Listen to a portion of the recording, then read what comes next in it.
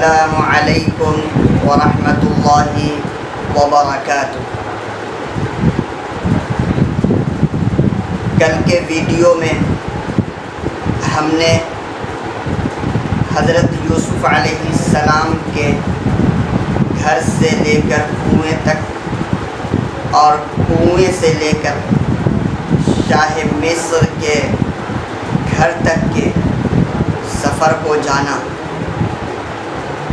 آج کے اس ویڈیو میں ہم یہ جاننے والے ہیں کہ زلیخا نے حضرت یوسف علیہ السلام کو کس طرح اپنے پنجے میں جکڑنے کی کوشش کی اور حضرت یوسف علیہ السلام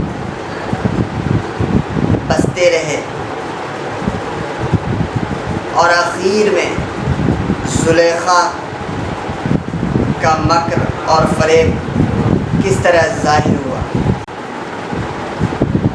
حضرت یوسف علیہ السلام نے زلیخا کے گھر بچپنا گزارا، جوانی آئی تو زلیخا یوسف پر فدا ہو گئی، اور اس قدر فدا ہوئی کہ حضرت یوسف علیہ السلام کو غلط کام کرنے کی دعوت دینے لگی۔ ایک دن کہا، یوسف آؤ نا۔ یوسف نے کہا پھر کہا، یوسف آؤ نا۔ یوسف نے کہا پھر کہا، یوسف آؤ نا۔ یوسف نے کہا زلیخا نے دیکھا کہ یہ طریقہ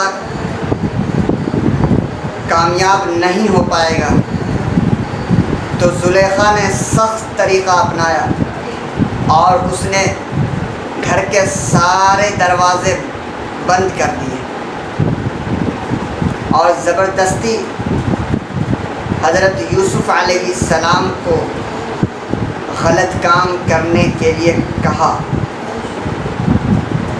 حضرت یوسف علیہ السلام پریشان ہو گئے کہ اس سے بچنے کی آخر کیا صورت ہو سکتی ہے۔ یوسف علیہ السلام نے سوچا اور دروازے کی طرف بھاگنے لگے، اور دروازے خود بخود کھلنے لگے۔ پیچھے سے زلیخا بھی دوڑی، اور دونوں دوڑتے دوڑتے دروازے کے باہر پہنچے۔ دروازے کے باہر زلیخا کا شوہر مصر کا بادشاہ کھڑا تھا۔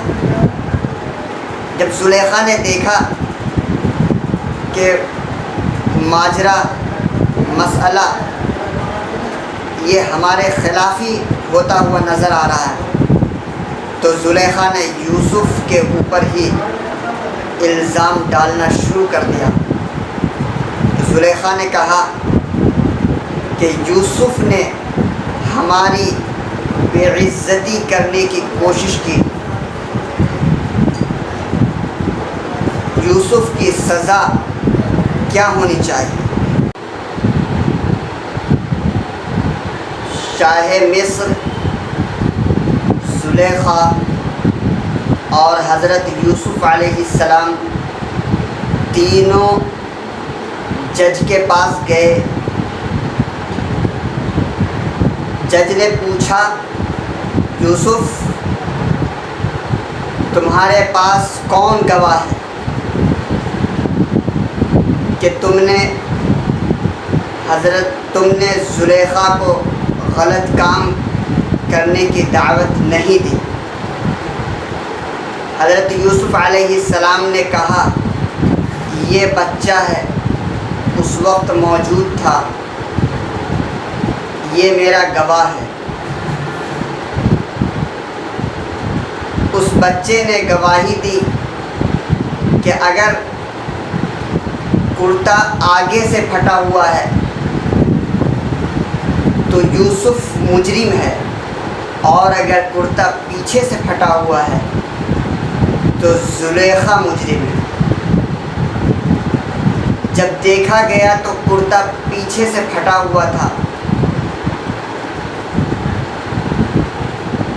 شاہ مصر نے جب یہ معاملہ دیکھا تو شاہ مصر نے یوسف سے کہا، یوسف چل جانے دے، اس مسئلے کو جانے دے۔ اور زلیخا سے کہا، زلیخا تم مجرم ہو، تمہاری غلطی ہے، تم نے یوسف کو بہلایا اور پھسلایا ہے، لہذا معافی مانگ۔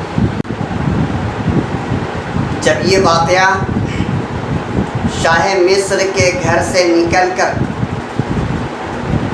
گاؤں پہنچا تو گاؤں کی عورتیں آپس میں چیمی گوئیاں کرنے لگیں اور ایک دوسرے سے کہنے لگی کہ یہ زلیخا تو اپنے غلام پر مرتی ہے، کہیں تو نے دیکھا ہے کہ کوئی اپنے گھر میں کام کرنے والوں پر کوئی مرتی ہو؟ یہ اپنے غلام پر مرتی ہے۔ جب زلیخا نے دیکھا کہ گاؤں میں اس کی بے عزتی ہو رہی ہے تو زلیخا نے ان ساری عورتوں کو اپنے گھر بلایا اور سب کو ایک ایک چھری دی اور ایک ایک پھل دیا۔ عین اس وقت جب پھل کاٹنے کا وقت آیا تو یوسف کو ان ساری عورتوں کے سامنے لا کر کھڑا کر دیا۔ یہ ساری عورتیں یوسف کو دیکھنے لگی اور دیکھنے میں اس قدر مشغول ہوئی کہ پھل کاٹنے کے ساتھ ساتھ انہوں نے اپنی انگلیاں بھی کاٹ ڈالی اور کہا، ما ھذا بشرا ان ھذا الا ملک کریم، یہ بشر نہیں ہے، یہ تو فرشتہ ہے۔ زلیخا نے کہا، یہی وہ لڑکا ہے جس پر میں مرتی ہوں، جس سے میں محبت کرتی ہوں اور جس کے سلسلے میں تم مجھ پر طنز کرتی ہو۔ ہاں ہاں یہی وہ لڑکا ہے۔ اور پھر زلیخا نے کہا، اور سنو، اگر اس نے میری محبت کو ٹھکرا دیا تو یقین مانو میں اسے قید میں ڈلوا کر رہوں گی۔ جب یوسف علیہ السلام کو قید کا علم ہوا تو یوسف علیہ السلام نے دعا مانگی، اے اللہ اس گناہ سے بچا لے، چاہے مجھے جیل ہی جانا پڑے۔ حضرت یوسف علیہ السلام کی دعا قبول ہوئی اور یوسف علیہ السلام قید میں ڈال دیے گئے۔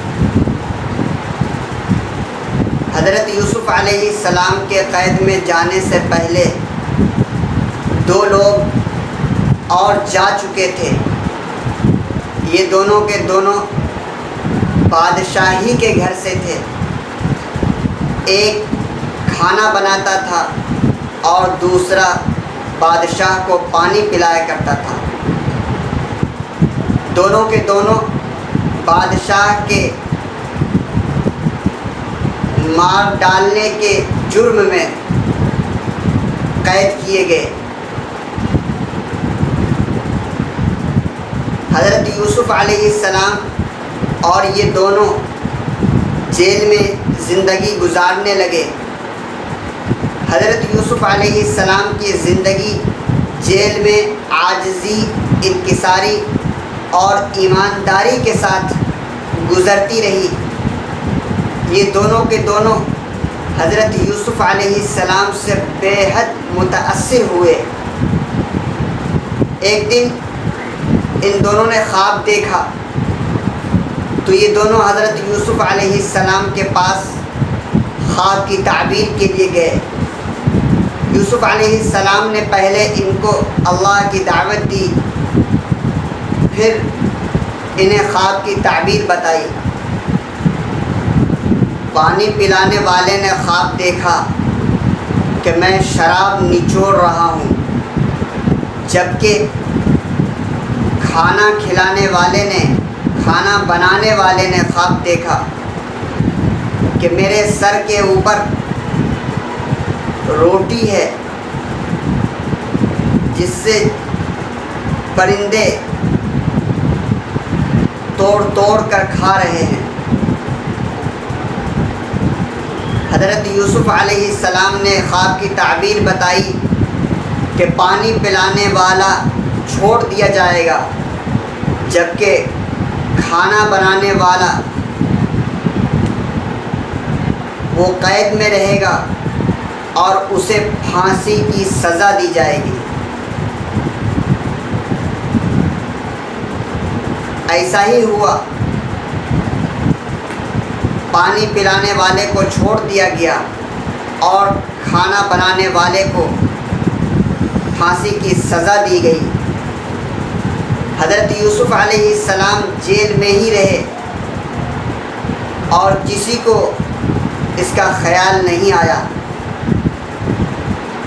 ایک دن بادشاہ نے خواب دیکھا کہ 7 دبلی گائے 7 موٹی گائے کو کھا رہی ہے، اور یہ بھی دیکھا کہ 7 بالیاں ہری بھری ہیں اور 7 بالیاں خشک ہیں۔ بادشاہ نے اس خواب کا تذکرہ اپنے منسٹروں سے کیا۔ پانی پلانے والوں کو یاد آیا کہ ایک جیل میں ایک شخص ہے جو خواب کی تعبیر اچھی دیتا ہے۔ اس کا تذکرہ بادشاہ سے کیا۔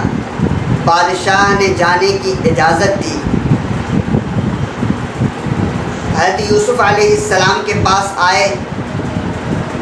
یوسف علیہ السلام نے خواب کی تعبیر بتائی کہ 7 قحط پڑے گا جس میں کھانے کے لالے پڑ جائیں گے، اور اس کے بعد 7 سال خوشحالی آئے گی جس میں اناج ہی اناج ہوں گے۔ خواب کی تعبیر لے کر بادشاہ کے پاس گئے۔ بادشاہ نے خواب کی تعبیر سن کر حضرت یوسف علیہ السلام کو جیل سے نکالنے کا وعدہ کیا۔ پانی پلانے والے کو پھر حضرت یوسف علیہ السلام کے پاس بھیجا۔ حضرت یوسف علیہ السلام نے جیل سے نکلنے سے انکار کر دیا۔ حضرت یوسف علیہ السلام نے کہا کہ پہلے ان عورتوں کی خبر لو جنہوں نے زلیخا کی مدد کی تھی۔ بادشاہ نے گاؤں کی عورتوں کو بلوایا اور ان سے پوچھا کہ یوسف کے بارے میں تمہاری کیا رائے ہے؟ ان عورتوں نے کہا کہ یوسف پاک دامن ہے۔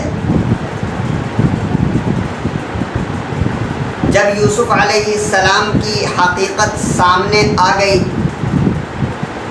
تو بادشاہ کی بیوی زلیخا نے بھی یہ کہا کہ ہاں یوسف پاک دامن ہے، میں نے ہی یوسف کو بہلایا اور پھسلایا تھا۔ حضرت یوسف علیہ السلام نے یہ تحقیق اس لیے نہیں کروائی کہ وہ اپنے آپ کو نیک اور پارسا جتائیں، بلکہ انہوں نے یہ تحقیق اس لیے کروائی تاکہ بادشاہ کو یہ معلوم ہو جائے کہ حضرت یوسف نے بادشاہ کے غائبانے میں بھی ان کی امانت کے ساتھ خیانت نہیں کی۔